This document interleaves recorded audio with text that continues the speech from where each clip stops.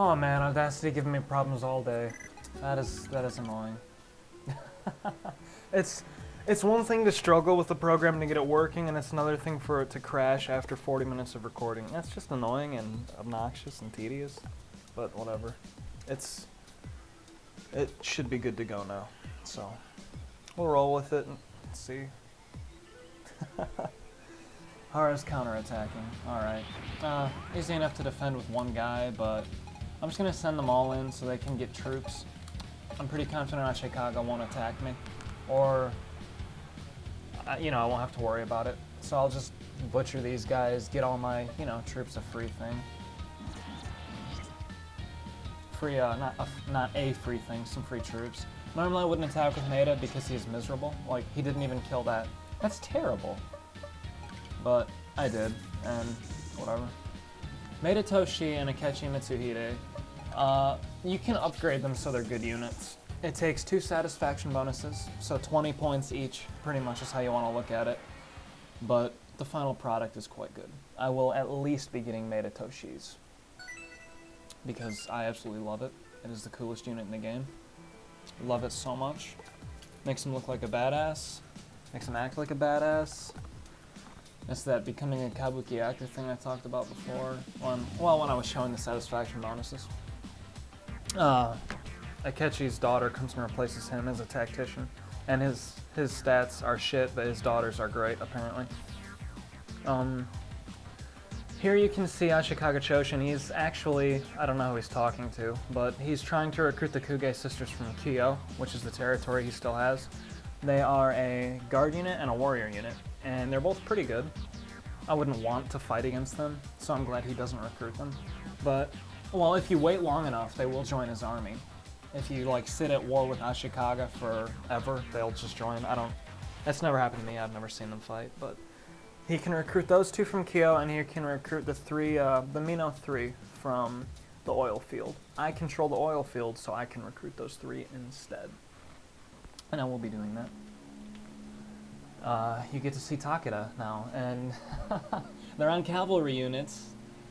Right? Anything that's mountable and rideable is called cavalry, I think. These look like emus, or whatever the hell, I don't know. Emus in real life, that's what it is, right? An emu is a ostrich-like bird. Okay, a blue ostrich, that's what they're on. They're scary. Cavalry units are a unit in the game, and they're exclusive to Takeda.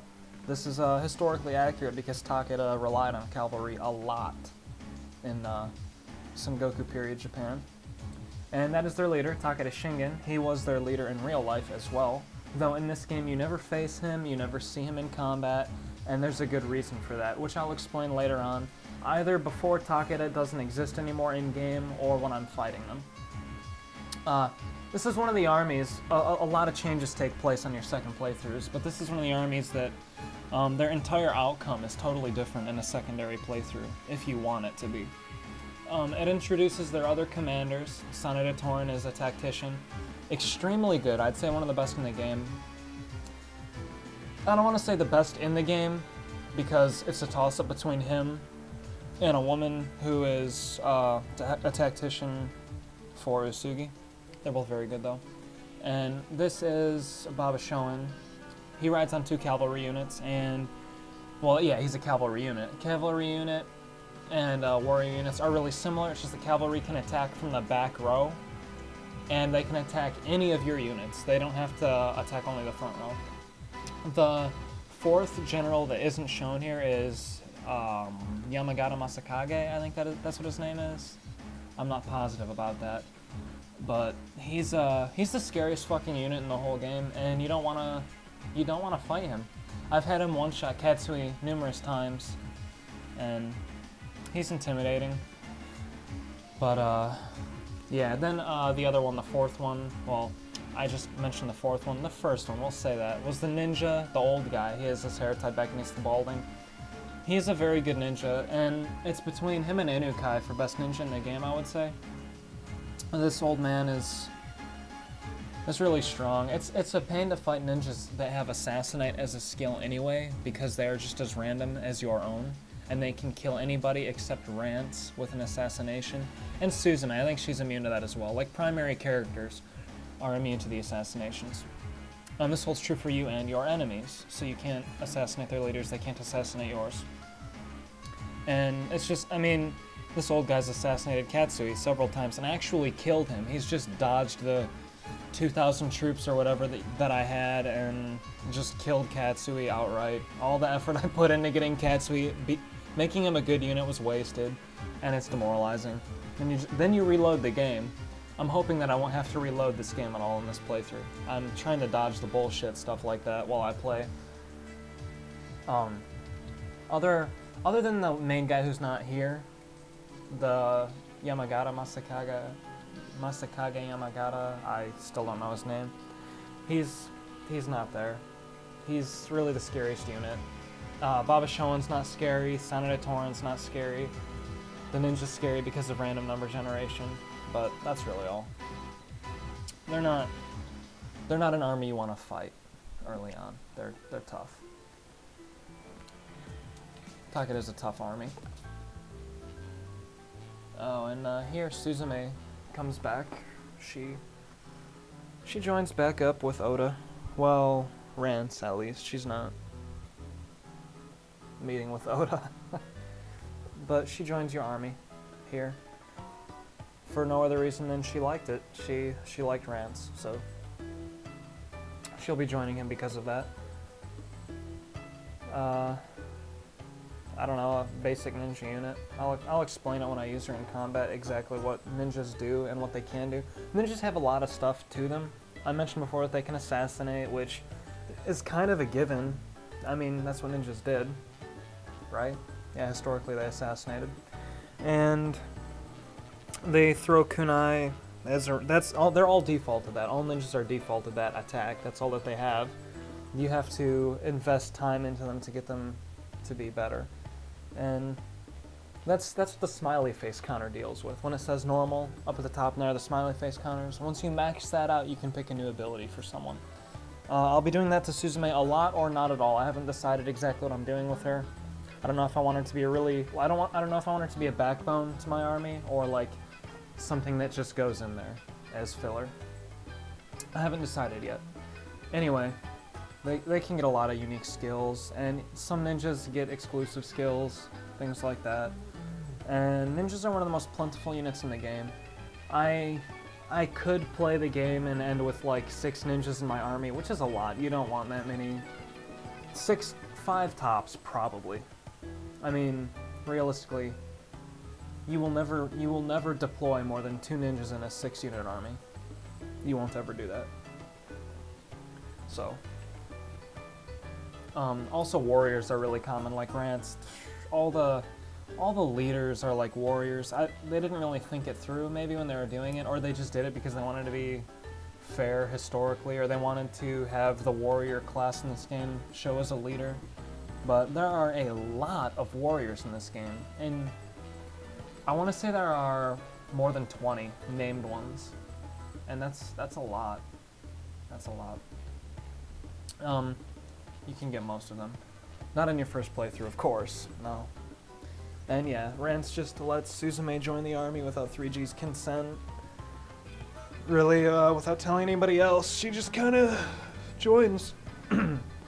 Which is irresponsible of him, because if Suzume was violent or had some ill intent, she could just as easily kill him, kill Koime, kill Syl, and she couldn't kill 3G because he's a yokai, but whatever. They don't really talk about it much, but yokai go in and out of immortality in this game, you know? Whenever they feel like it. If you have a yokai general, there are a few. They can be killed, but you can't. When plot is developing, they're unkillable, you know, stuff like that. Alright. Going to Ashikaga's capital city here. This is the first castle battle you'll see, and I love these. I love these so much. I love this music. This is good music. It really gets you hyped. It makes me hyped anyway. And this battle's kind of predetermined. Yamamoto's always going to be here. Choshin's always going to be here. That old lady in the front row who is a ninja is always here. I don't know why. I don't know what she is. She's annoying. And that never changes. The other stuff can change though. And as you see at the top of the screen, they have a 20% bonus. That's huge. And that's really difficult to deal with in higher difficulties, but it's not really bad now. Also, in castle battles, because they have so much of an influence in that top bar, you have to be aggressive. You can't, like, wait around. You just have to dash in there. You gotta attack with everything. That's why I sent Katsu to attack normally. It's a bad idea. You want him to be on defense, but I just attacked with him because it's kind of necessary here. And Niwa probably won't kill this. I shouldn't have done that. That was a stupid thing for me to do. Hopefully it works out. Oh god. Yeah, it'll be fine. You want to kill the small units because they waste your time. Like, the bars in the middle, all of the small units will still consume those bars. And once you're out of time, hopefully your bar is larger than theirs at the top, otherwise you're done. And picking those off so they don't waste your own unit's movements is a good idea. That's what I was trying to do. And I might not have had to deploy all 6 units to do this, but I always like to do that just because it feels appropriate and it's a safer feeling. You feel like you've got room for error, which I did. I messed up several attacks at the beginning there, and I'm thankful that I had deployed a full set of 6. And after this falls, I will have their territory, and the only thing I will have left to deal with that I'm at war with currently is Hara. Certainly, there are a lot of armies on the map that I still have to fight. Also, something important to note is at the end of this fight, you will always capture Yamamoto, if you haven't yet. You can capture her before in previous battles, but it's a guarantee that you'll capture her in that fight. I don't think you can kill her. And you capture Choshin too, even though it doesn't say it in the after battle, it'll say it here. You capture him and throw him in prison with Yamamoto. I will recruit Yamamoto right after this, or when I'm available to do that, because she's a good unit, and I will have her throughout the game. I probably will recruit her in place of Hara Shoji because I don't like him as a unit. And I will not recruit Choshin because he's shit. He is shit, and if you get his character clear, his name changed from Ashikaga Choshin to Ashikaga Shit, as bestowed upon him by Rance. And it creates a lot of funny situations because everybody refers to him as that. Rightfully so. I'm not getting his character clear, I'm not dealing with him at all. I'll just release him. Rance nearly kills him. You would think that, I thought anyway, because Rance always attacks, you know, like, straight down in his sprite. He always attacks from top to bottom. I thought that he would cut Choshin shoulder to stomach and you wouldn't be able to recover from that. So, it's funny to me when they say, we must get him medical attention, he's almost dead. I just think that he's, you know, well, I guess they have magic healing too. You know, in Sengoku period Japan they had that. So it's only fair that it makes its place in this game. All that text I skipped was related to the H scene. It's not really important. And I'll pause the video here.